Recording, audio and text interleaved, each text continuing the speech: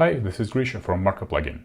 Today I'll show how to create these cool mesh gradients for your email designs in Figma. First, let's create a new frame in your Figma file, then add some fill color.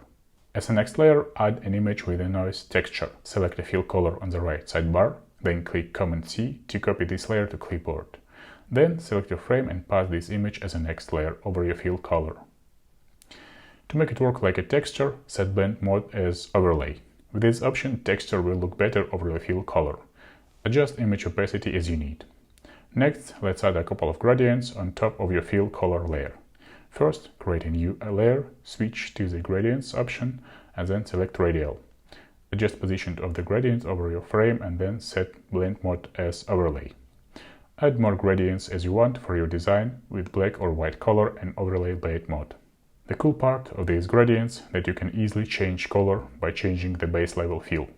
With that option you can have multiple images with the same structure. Another cool thing that you can use these gradients as a background of auto layout frames, like so. To use these gradients in email, simply create a new template using Markup Email Generator Figma plugin. To do so, run the plugin, then create a simple email template, then pass gradients fill to the CTA section. This plugin you can export fully custom HTML email templates from Figma. In the next video, I will show how to create chess style layout in email design in Figma. File with gradients in the description.